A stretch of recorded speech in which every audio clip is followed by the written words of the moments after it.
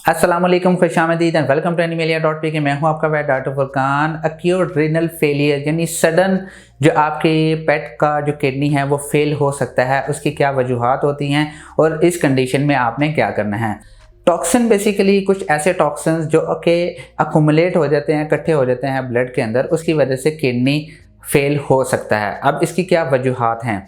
अगर आप अपने पेट को विदाउट वेट सजेशन कोई मेडिसिन दे देते हैं, ओवरडोज कर देते हैं, या कोई ऐसी मेडिसिन ख़ास तौर पे पेनाडोल और ब्रूफन जब आप अपने पेट को देते हैं तो किडनी फेल होने के चांसेस ज़्यादा से ज़्यादा होते हैं। इसके अलावा डिटर्जेंट्स वगैरह, कोई घर पे ऐसे कोई केमिकल डिटर्जेंट या कोई पेंट वगैरह पड़ा है, खुदा न खास्ता वो आपका पेट लीक कर लेता है तो उसकी वजह से भी ऐसा प्रॉब्लम हो सकता है। कुछ डिजीज़ हैं ख़ासतौर पर लेप्टोस्पायरोसिस या फिर पाइलोनेफ्राइटिस, इस कंडीशन में भी ऐसा हो सकता है। इस डिजीज़ के बारे में हम डिटेल से किसी वीडियो में ज़रूर डिस्कस करेंगे।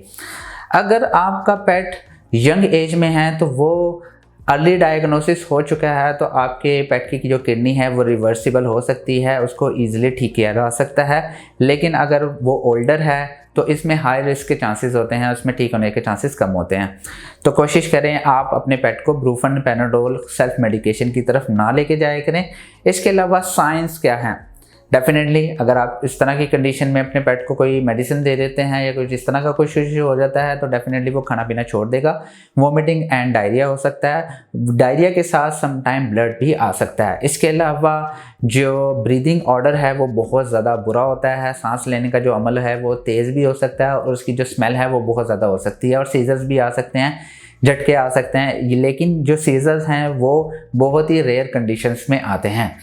अब आपने कैसे डायग्नोस करना है, वेट क्या क्या चीज़ों से अप्रोच कर सकते हैं कि उसको डायग्नोस किया जाए। First of all blood test किया जाता है। ब्लड टेस्ट इसलिए कि ब्लड किस हद तक मुतासिर हुआ है, उसकी केमिस्ट्री क्या है, उसमें क्या क्या चीज़ें कम हुई हैं, HP, RBCs, बाकी चीज़ों को देखा जाता है। सम टाइम अब्डोमिनल रेडियोग्राफ यानी एक्सरे भी किया जा सकता है। इसके अलावा जो यूरिन टेस्ट हैं वो भी किया जा सकता है। अगर ट्रीटमेंट की बात करें तो ट्रीटमेंट डिपेंड करता है उसके सिम्टम्स पे। अगर खुदा न खासा आप मेडिसिन दे चुके हैं या वो कोई ऐसा टॉक्सिन, कोई ऐसी चीज़ लीक कर चुका है तो जिसकी वजह से टॉक्सिन जो है उसके ब्लड में चला जाए तो इस कंडीशन में IV फ्लूइड्स रिकमेंड किए जाते हैं।